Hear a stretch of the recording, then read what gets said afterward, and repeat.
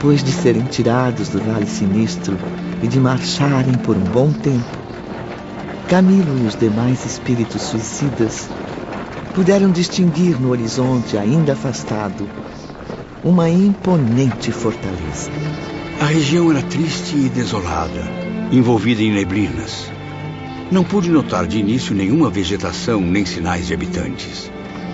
Apenas longas planícies brancas e, ao fundo, muralhas ameaçadoras, lembrando os velhos castelos medievais.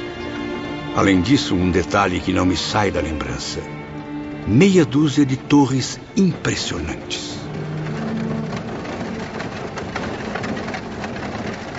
Mal posso acreditar que cheguei. Não vejo a hora de tomar um bom banho e ser devidamente atendido pelos médicos. O que será que nos espera além dessas estranhas fronteiras? Seja como for, quero apenas ficar sozinho. Nesta fortaleza apavorante? Não duraria um só segundo.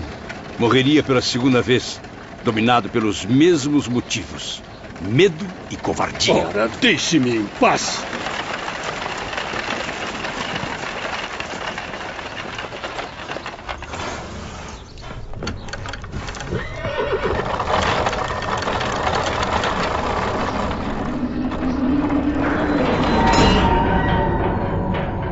Vejam, há algo escrito na entrada: Legião dos Servos de Maria, Colônia Correcional.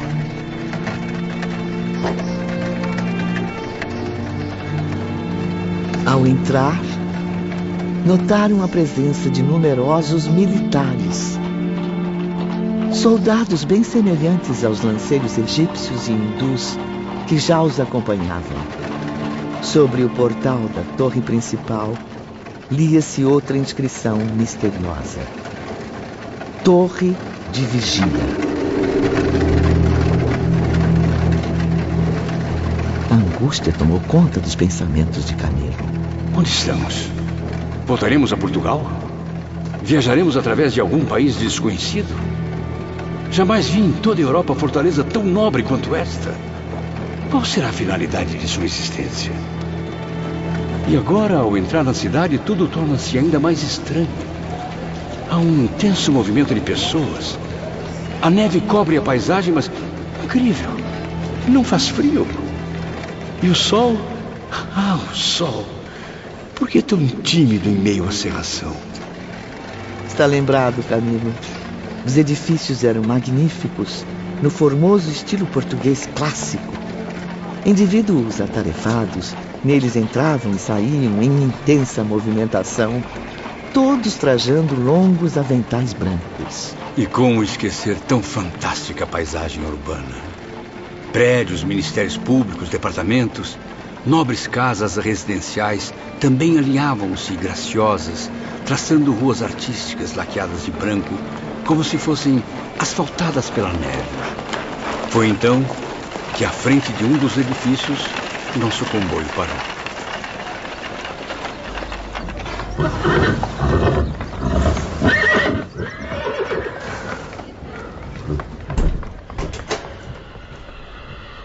Podem descer e encaminhar-se ao pátio central. Departamento de Vigilância, Seção de Reconhecimento e Matrícula. De agora em diante, estão sob a tutela direta de uma das nossas mais importantes agremiações. Uma associação pertencente à legião chefiada pelo Grande Espírito Maria de Nazaré, Mãe de Jesus. Por aqui, por favor. Reúnam-se agora em grupos de 10. Nossos funcionários vão registrá-los e, antes de tudo, que fique bem claro: aqui deixarão a identidade terrena, as razões que os levaram ao suicídio, bem como o gênero dele e o local onde foram sepultados. E quanto àqueles que não estão em condições de falar? O chefe da expedição será responsável por isso. Mais alguma pergunta? Estamos todos exaustos. E somos centenas, talvez mais. Quanto tempo iremos permanecer na fila de registro? No máximo 30 minutos. Incrível! Mas era o que ocorria. As respostas dos pacientes eram gravadas em discos especiais, como se fossem álbuns animados de cenas e movimentos. Por intermédio de aparelhos magnéticos, esses álbuns registravam as suas identidades. Depois, reproduziam o som da voz e a imagem dos recém-chegados, exatamente como os discos e os filmes da Terra, porém, de modo bem mais veloz e sofisticado.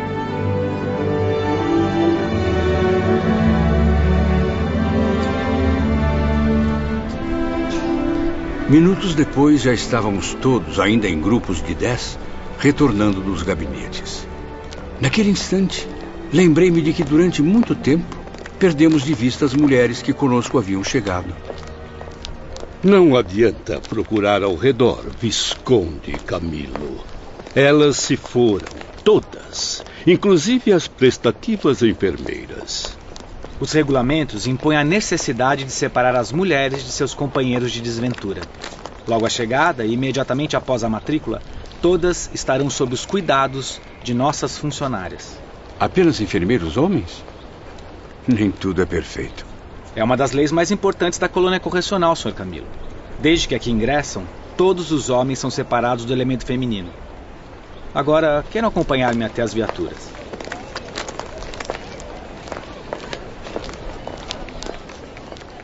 As viaturas eram leves e graciosas, como ligeiros e confortáveis trenós. Uma hora depois... Chegamos. Podem sair da carruagem. Departamento hospitalar. Até que, enfim. À direita, manicômio. À esquerda, isolamento. Qual dos dois caminhos escolhe? Chego a ficar impressionado com o seu senso de humor, Sr. Camilo. Silêncio, senhores. Estamos num hospital. Podem seguir em frente. Camilo ingressou no imenso parque ajardinado do Hospital Matriz, surpreendido pelos amplos edifícios de rara beleza. Seus pensamentos refletiram naquele momento as vibrações emanadas pelo frondoso recanto. Louvada seja Maria de Nazaré. Para quem, como eu, angustiado e desprezível, procede do Vale Sinistro, esse lugar é a suprema esperança de redenção. Como podem notar, ao contrário do manicômio e do isolamento, não há muros nesse hospital. Apenas as árvores e as rosas são as suas barreiras naturais. Por ali, por favor. Acompanhem-me pelas escadas, senhores. 2 jovens atenciosos com trajes indianos receberam Camilo e seus companheiros. Muito bem. Estão entregues. Boa sorte a todos. Que Deus os abençoe. Obrigado, instrutor. Amigos, meu nome é Romeu. Este é Alceste. Somos assistentes do diretor do departamento. Vamos entrar? Organizem-se novamente em grupos. 10 à direita, 10 à esquerda. Vamos levá-los aos seus dormitórios. Mal posso acreditar. Lençóis limpos, um leito confortável, vista para o jardim.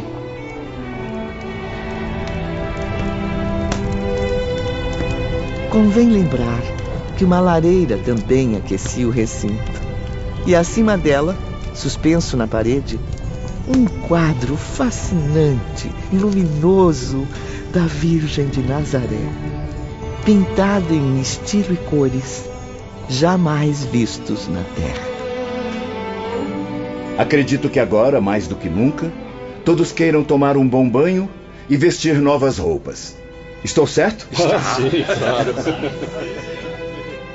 Depois do banho, todos nós, trajados com vestuário hospitalar, fomos alimentados nos próprios leitos.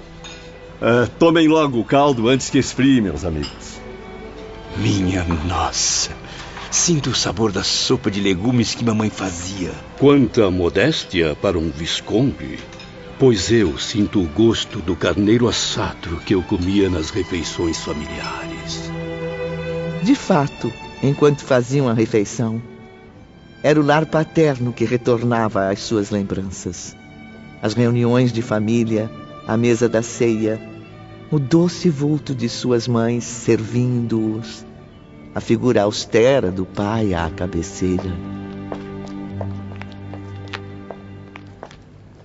Vejo que todos estão confortáveis, limpos e bem alimentados. Meus parabéns pelo dedicado serviço, Romeu e Alceste. Obrigado, Dr. Carlos. Desculpe-me, não me apresentei. Sou Carlos de Canalejas e esse é meu filho, Roberto. Iremos acompanhá-los durante toda a sua hospitalização. Meu pai e eu somos responsáveis por esta enfermaria. Estaremos sempre aqui para prestar-lhes assistência. Estes pobres espíritos ainda se encontram bastante debilitados. Necessitam de repouso. É como está o travesseiro. Muito alto? Deixe-me ajudá-lo. Esse aqui está tremendo. Alceste, providencie outro cobertor para o leito número 7. Repousem sem receio, meus amigos. São todos hóspedes de Maria de Nazaré, a doce mãe de Jesus. Esta casa é dela. Dormimos por longas horas de sono profundo. De algum modo, ao despertar, senti meu raciocínio mais claro, compreendendo um pouco mais as circunstâncias em que me encontrava. Porém, meus pensamentos não eram apenas positivos. Oh, Senhor, quanto desgosto, remorso, medo. Agora tenho senso do que cometi. Posso refletir com maior serenidade sobre aquele ato brutal de suicídio. E isso não me conforta, pelo contrário, deixa-me ainda mais envergonhado. Não tenho o direito de estar aqui, tolerado pela bondade suprema dos verdadeiros filhos de Deus. Não é possível que eu tenha morrido. O suicídio não me matou. Continuo vivo, e bem vivo. E a mesma sensação invadiu os pensamentos dos outros pacientes. O temor e o pesar inconsolável tomaram conta do semblante desfigurado deles, enquanto sofriam os reflexos físicos dos ferimentos que provocaram. Meu ouvido dói demais. O que eu fui fazer, meu Deus? Minha cabeça. Não suporto mais tanta dor. Meu pescoço está inchado. Eu quero respirar. Estou sem ar. Enfermeiro, meu estômago. Ajude-me pelo amor da Virgem Maria. O sangue não para de sair dos meus pulsos. Não consigo sentir os braços. Será que estou paralítico? De repente, um dos enfermos quebrou o silêncio da meditação em que todos mergulhavam os pensamentos. Seus grandes olhos negros fitaram os companheiros com firmeza. Cheguei à conclusão de que a melhor coisa a fazer é pedirmos proteção a Deus com resignação. Para nada valeu o suicídio, senão para nos tornar ainda mais desgraçados. E quem é você, desgraçado da cabeleira desgrenhada e olhar alucinado? O dono da verdade tem nome? Seu nome é Mário Sobral. Está conosco nos importunando desde que habitávamos a caverna do Vale Sinistro. Continue, Mário. Expresse os seus pensamentos, já que agora é capaz de fazê-lo com um pouco mais de educação. Obrigado pela atenção, Sr. Camilo. Acredito que tanta revolta e tanta insensatez não nos trouxeram nada, a não ser o agravo das nossas desgraças. Por aí podemos ver que escolhemos caminhos errados para os nossos destinos. É inegável que somos todos subordinados a uma direção maior, independentemente da nossa vontade. Eu não sei bem se morri, mas sinceramente, eu creio que não. Continue, Mário. Estamos ouvindo. Só não sei até quando. A senhora, minha mãe, era uma pessoa simples, humilde, de poucas letras, mas devota à crença e ao respeito a Deus. Em nossas reuniões ao pé da lareira, ela sempre afirmava: meus filhos queridos, todas as criaturas trazem uma alma imortal criada pelo Ser Supremo e destinada à gloriosa redenção pelo amor de Jesus Cristo. E um dia daremos conta dessa alma ao Criador. Concordo, amigo Sobral. Também jamais duvidei da existência de Deus. Pois é, caro Jerônimo. Mas para minha infelicidade, eu não dei importância à sabedoria materna. Envolvi-me nos desvios das paixões mundanas. Cursei a Universidade de Coimbra, mas de lá não saiu um sábio, e sim um boêmio, um rico e inconsequente boêmio de Lisboa. Mesmo assim, minha mãe, eu aceitava a possibilidade da crença que tanto tentou derramar em minha alma rebelde.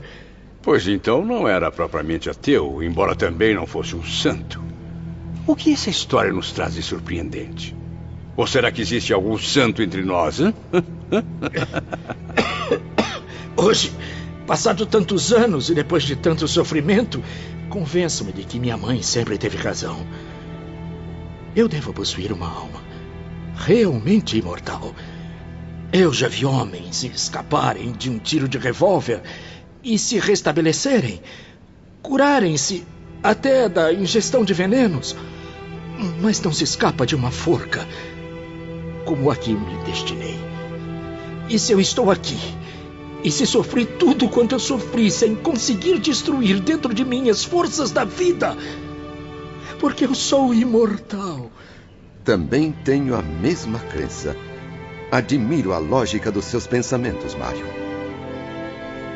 Jerônimo, o que mais compartilhava das ideias de Mário, era um português de bigodes fartos. Sujeito impaciente, pretensioso, o mais revoltado de todos. Por obra do destino, era também meu vizinho de leito. Seu ferimento no ouvido direito, sangrando constantemente, me causava infinito mal-estar. Quanto mais prestava atenção em sua figura, mais lembrava-me de que eu tinha uma ferida idêntica, o que era torturante. E se eu sou imortal, caros amigos, é porque eu possuo uma alma. Isso sim faz sentido. O corpo humano não é imortal, pois ele se consome no túmulo. E se eu possuo uma alma dotada da virtude da imortalidade, é porque ela proveio de Deus, que foi e será sempre eterno. Perdoa-me. Perdoa-me, o senhor insiste. Minha mãe dizia a verdade, e eu sempre a renegá-la com meus atos, meu descaso, minhas paixões. Agora é chegada a hora de prestar contas da minha alma. E eu não tenho nada a dizer a Deus, senão que minhas paixões a desgraçaram. Fui. Isto é, sou. Eu sou, afinal não morri, muito impaciente, nervoso e inconformado desde a juventude. E confesso que nunca levei a sério os verdadeiros deveres do cristão. Por isso mesmo, certamente, quando deparei-me com a ruína dos meus negócios comerciais... Que tipo de negócios, cristão desgarrado? Fui importador e exportador de vinhos. Preso a dívidas sem solução, surpreendido por irremediável falência, acusado por amigos e familiares como o único responsável pelo fracasso. A situação piorava a cada dia. Então, abatido pelo que poderia acontecer à minha família, a qual habituei a excessivo luxo e que mesmo assim me culpava pela situação, fraquejei. Foi quando tentei abandonar a tudo, a todos e a mim mesmo. Suicidei-me com um tiro no ouvido. Mero engano, meus amigos. Mudei apenas de habitação, sem conseguir encontrar a morte. E perdi de vista minha esposa e filhos, o que tem me causado sofrimento ainda maior. É uma lástima. Caí nas trevas da desgraça. Esqueci-me de que o respeito a Deus, a família, o dever, seria o objetivo sagrado a atingir. Afinal, eu recebi bons princípios de moral em casa. Jovem, sedutor, inteligente, culto, a vaidade tomou conta de mim. E eu passei a cultivar o egoísmo, dando asas aos instintos inferiores, repletos de prazeres carnais. Prazeres carnais. Não seria redundância ou pleonasmo para os mais letrados? Poupe-nos dos comentários infames, Sr. Camilo. Estou até gostando da narrativa. A convivência na universidade fez de mim um arrogante, um tolo, cujas únicas preocupações eram com a autoconfiança, o sucesso, a imagem que todos tinham da minha pessoa. Eu queria ser sempre o centro das atenções, protagonizando situações ridículas. por vezes escandalosas. Chego até a imaginá-las. Quando me dei conta, eu já estava preso aos vícios das paixões deprimentes, de onde não se tem mais volta. Eu procurei a própria morte na forca, supondo poder esconder-me dos remorsos atrás de um túmulo. Enganei-me. A morte não me aceitou. Jamais morrerei. Hei de existir na presença daquele que é o meu Criador. Perdoe, meu Deus. Eu me arrependo. Perdi-me diante de ti, ó Pai, à frente da paixão desesperada que eu nutri por Eulina. Eulina. Enfim, uma personagem feminina. Quem era ou ainda é Eulina, caro Mário Sobral? Mário então passou a reviver com intensidade os momentos finais de sua existência terrestre. Ele voltou no tempo, como se a última cena de sua vida passasse à frente de seus olhos e dos demais enfermos, que permaneciam atentos, curiosos. Eulina! Eulina! Você não vale sequer o pão que eu forneço para matar sua fome! Mário, como entrou aqui? Mesmo assim eu te amo. Acima de todas as conveniências, até mesmo da própria honra! Mulher falsa! Malvada! Toma! Alguém me ajude! Mas eu consegui ser pior. Casado com uma esposa nobre e digna, pai de 3 inocentes criancinhas, a quem devo amor e proteção, eu abandonei a todos por você, Eulina. Ah, Eulina, como você é linda. Afaste-se! Saia daqui, Mário! Você não me ama. E depois de me envolver, explorar meu dinheiro e meu coração, abandonou-me na miséria, na ingratidão. Trocou-me por aquele brasileiro, seu compatriota, que a seduziu. Sim, um homem muito mais rico, poderoso, alguém que pode me oferecer muito mais do que suas migalhas. Eu não posso te perder, Eulina. Se quiser, eu rastejo aos seus pés, Eulina. Suma daqui! Desapareça da minha vida! Eu nunca te amei e jamais vou te amar! Tenha menos compaixão. Volte pra mim. Nós podemos fazer as pazes. Impossível. Eu estou de malas prontas para o Brasil. Não, Eulina. Não faça isso comigo. Você não pode ser de mais ninguém. De mais ninguém. Eu te mato. Eu te mato, Eulina. Está me sufocando, Mário. Agora, eu não consigo respirar.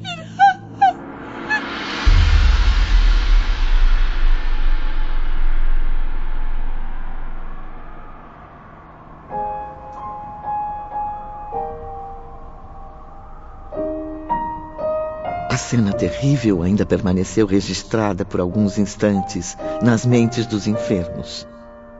Mário parou, sufocado em estranhas convulsões, para depois prosseguir. Sim, meus caros. Eu matei Eulina. Estrangulei-a com minhas próprias mãos. E quando eu vi o crime abominável que eu cometi, apenas um recurso veio me acudir.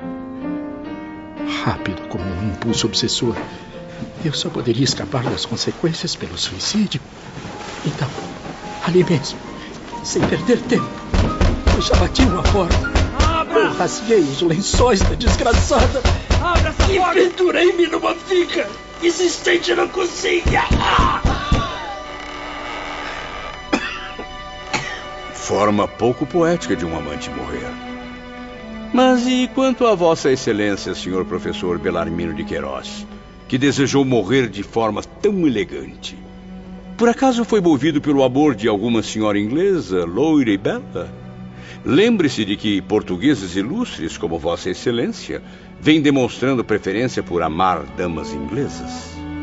Ah, meu amigo Camilo, que temperamento difícil.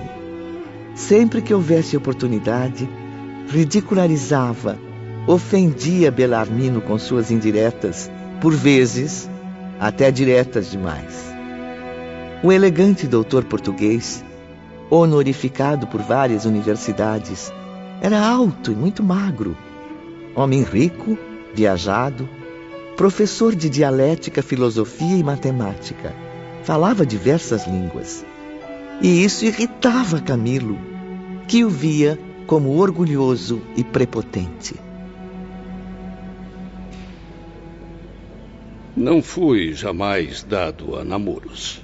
Para que amar, constituir família, contribuindo para lançar à vida outros desgraçados? Minhas convicções convenceram-me de que o amor era apenas uma secreção do cérebro. Fui sim um estudioso. Assim sendo, não me sobravam horas para cultivar amor pelas damas inglesas ou portuguesas. Estudava para esquecer que um dia também me perderia no vácuo. Fui um infeliz, como toda a humanidade assim o é. Desculpe-me, Sr. Bellarmino, mas isso é um absurdo. Impossível não haver passado ao menos alguns momentos felizes na vida terrena. A bem da verdade, caro Jerônimo, só no ambiente do lar desfrutava alguma satisfação.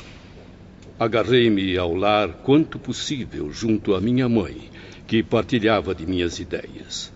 Portanto, Visconde Botelho, o motivo da minha tentativa de suicídio, como vê, não foi desgosto amoroso. Foi a perda da saúde. Fui sempre fisicamente debilitado, franzino, um triste sonhador. Vi aos poucos a tuberculose invadir meu organismo. Um mal hereditário que não consegui combater. Desenganado pela ciência, preferi então acabar de vez, sem maiores sofrimentos, com a matéria miserável que começava a apodrecer pela moléstia incurável. Morrer era a solução boa, muito lógica, para quem, como eu, só via à frente um corpo aniquilado pela doença e a destruição absoluta.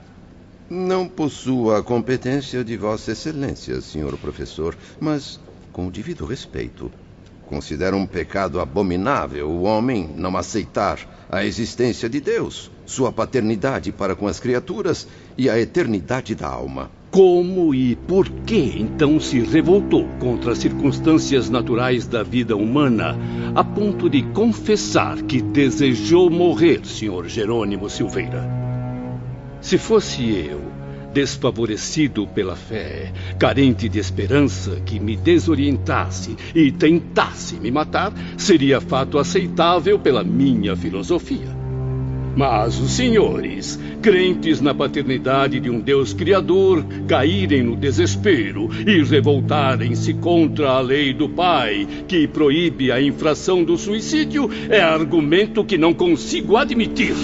E agora, qual a opinião de Vossa Excelência sobre o momento presente? Que explicação sugere vossa filosofia para o que se passa? Nada. Não sugere coisa alguma. Continuo na mesma. Não consegui morrer.